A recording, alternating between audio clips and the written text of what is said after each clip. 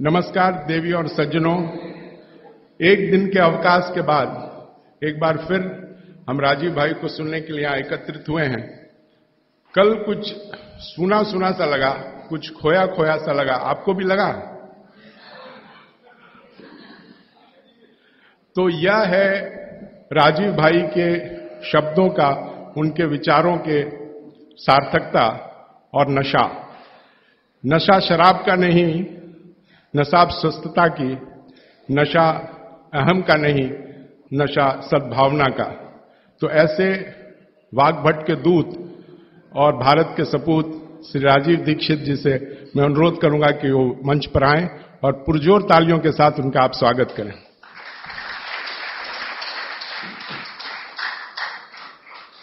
पिछले 7-8 दिनों में हमने जो कुछ भी सुना राजीव दीक्षित भाई से और जो कुछ भी हमने ग्रहण किया, उसके कृतज्ञता में हमारे पास व्यक्त करने के लिए शब्द नहीं है और न ही ऐसा कोई उपहार है जो हमें भेंट स्वरूप देकर उस बहुमूल्यता को हम आंक सके।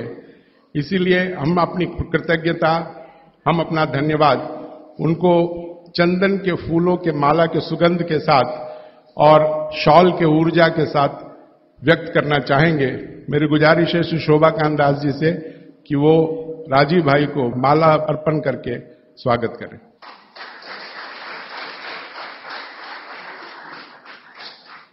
रमेश भाई लोढ़ा शॉल ओढ़ाकर उनको सम्मानित करेंगे।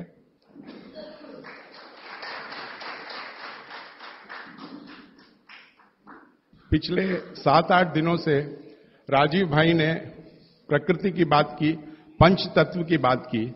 तो 4 तत्व राजीव भाई हमको देते रहे हैं और जो 5वां तत्व पृथ्वी है, वो सीयू साहब भवन के पदाधिकारियों ने हमें वो पृथ्वी के रूप में, इस परिसर के रूप में हमें दिया है।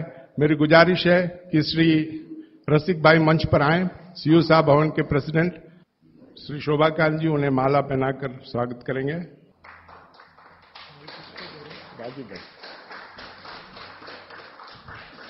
राजीव भाई उन्हें शॉल उड़ाकर उन्हें सम्मानित करेंगे।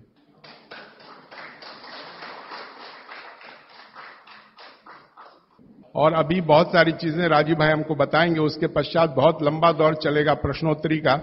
तो इसीलिए हमने आप लोगों से गुजारिश की है कि एक पर्ची में आप अपने सवाल लिख के राजीव भाई तक पहुंचा दें। और मैंने पर्ची नहीं लिखी है, लेकिन सवाल मैं छोड़ के जाना चाहता हूं कि लोग कहते हैं कि हंसना एक औषधि है। तो हंसना अगर एक औषधि है तो निश्चित रूप से वाग्भट ने कहीं ना कहीं किसी न किसी सूत्र में हंसने के बारे में कहा होगा। तो मैं चाहता हूं कि राजीव भाई इस पर हमें बताएं कि हंसना चाहिए तो कैसे हंसना चाहिए, खाने से पहले या खाने के बाद, जो कुछ भी है वो कृपया इसका बताएं। ये सवाल है। तो इस हंसते खिलखिलाते माहौल में मैं ये मंच समर्पित करता हूं श्री राजीव दीक्षित को। आपसे प्रदीप भाई ने बोल दिया है कि जो भी प्रश्न है वो अगले 1 घंटे में लिखकर मेरे पास पहुंचा दें। मैं कोशिश करूंगा सभी का जवाब दूं। कुछ प्रश्न आए हैं, कुछ और आप भेज सकते हैं। और आपको आज के बाद और प्रश्न पूछने हो तो कभी भी पत्र लिखकर, ईमेल के द्वारा आप प्रश्न कर सकते हैं। मेरा नाम और पता हर किताब में बाहर है। पुस्तक में से पता आप नोट कर सकते हैं, ईमेल है, फोन है, उस पर आप कभी भी प्रश्न कर सकते हैं। और चूंकि एक प्रश्न आ गया है, वहां मैं पहले बता दूं क्योंकि वो थोड़ा विषय से हटकर है। किसी ने पूछा है कि क्या आप इलाज भी करते हैं? हां, करता हूं, लेकिन बिना फीस के इलाज भी करता हूं। आप कभी इलाज की दृष्टि से भी पूछना चाहें प्रश्न तो कर सकते हैं। ज्यादा कोशिश मैं आयुर्वेद से करता हूं इलाज करने की, और अगर मैं महसूस कर लेता हूं कि कॉम्प्लिकेशंस कुछ ज्यादा हैं तो थोड़ा होम्योपैथी की मदद लेता हूं। एलोपैथी को कभी भी टच नहीं करता। अभी प्रदीप भाई ने जो प्रश्न किया वहां से मैं शुरू करूं। भागवत जी कहते हैं कि हमारे शरीर में कुछ वेग हैं, वेग, गति, मूवमेंट, स्पीड, कुछ वेग हैं और उन वेगों के नाम हैं कुछ। उनके बारे में उनका यह कहना है, एक सूत्र है और उस पर पूरा अध्याय है, एक ही सूत्र पर पूरा अध्याय है। वो ये कहते हैं कि जब ये वेग आए शरीर में तो कभी भी नहीं रोकना चाहिए, कभी भी रोकना नहीं चाहिए। ऐसे कुछ वेग हमारे शरीर में हैं, उनमें से एक है हंसी। अगर आपको सहज रूप से हंसी आ रही है तो बिल्कुल मत रोकिए, खूब जोर से खिलखिलाकर हंसिए अगर हंसी आ रही है। अब आप पूछेंगे ये हंसी आती कैसे है? ये जो हंसी है इसके बारे में भागवत जी ने बहुत विस्तार से व्याख्या की है कि ये शरीर के अंदर कुछ रसों का प्रभाव है। आज की भाषा में हम अगर कहें तो कुछ एंजाइम्स हैं और कुछ हार्मोन्स हैं जिनके चलते ये हंसी आती है।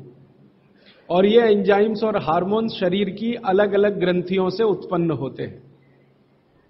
जैसे हमारे शरीर में ये मस्तिष्क में एक पीनियल ग्लैंड है, उसमें से जो रस उत्पन्न होता है, मैं रस ही शब्द इस्तेमाल करूंगा, हार्मोन्स और एंजाइम्स में कंफ्यूजन हो जाता है। तो पीनियल ग्लैंड में जो रस उत्पन्न होता है ये बहुत मदद करता है हंसने में।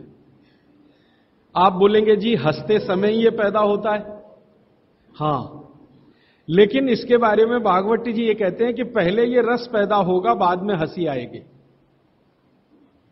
ये रस कहां से पैदा होता है? तो कहते हैं भावना से। आपकी भावना है तो ये रस उत्पन्न होगा, और ये सेकंड्स में होता है, सेकंड्स के फ्रैक्शन में होता है। कोई भावना आपकी ऐसी बनी, रस उत्पन्न हुआ, तुरंत आपने हंस दिया, तो वो कहते हैं हंसी आए तो कभी भी नहीं रोकना चाहिए। लेकिन आगे का सूत्र है जो बहुत महत्व का है, जबरदस्ती कभी भी नहीं हंसना चाहिए।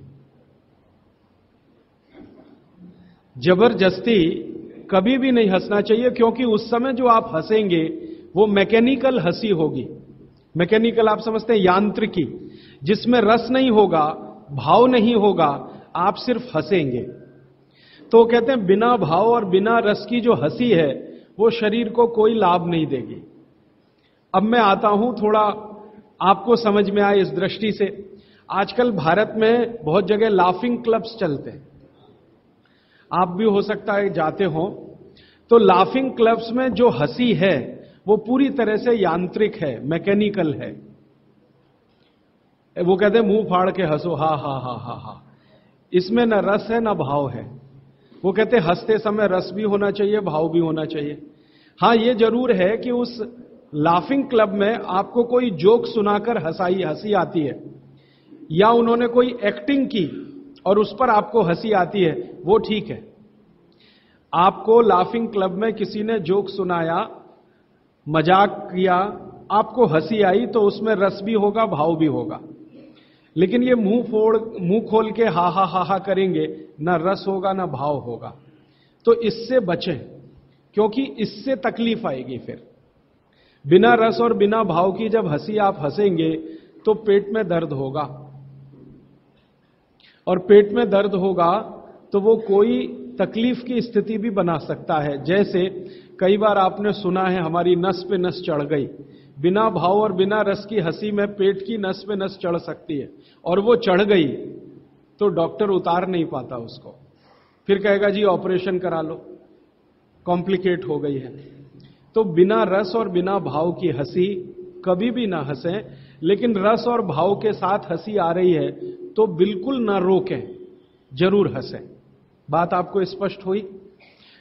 आपको स्वाभाविक रूप से कोई दृश्य देखकर, कोई बात सुनकर, किसी की क्रिया देखकर हंसी आ रही है तो रोकना मत, खूब हंसना उसको। और बिना भाव, बिना रस, बिना क्रिया के कोई हंसी करने की कोशिश कभी आप करना मत। वो कहते हैं कि सम में रहिए, मध्य मार्गी बनिए।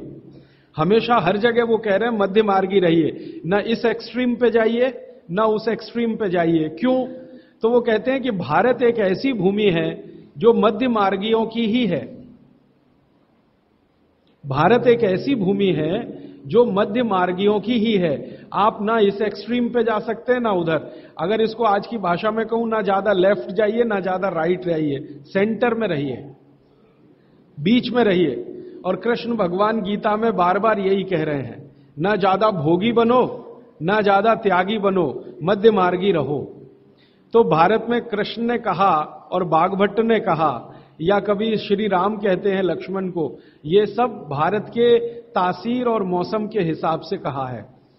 आप जो है अगर यूरोप में है और अमेरिका में है तो आइदर लेफ्ट और आइदर राइट जाने के लिए छूट है, भारत में नहीं है।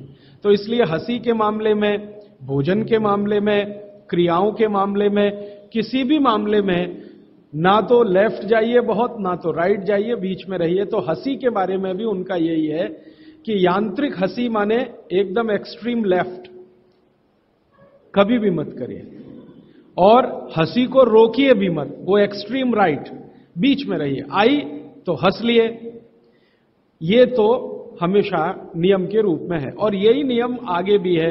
वो कहते हैं हंसी को रोकिए मत, ये एक वेग है, कभी भी मत रोकिए।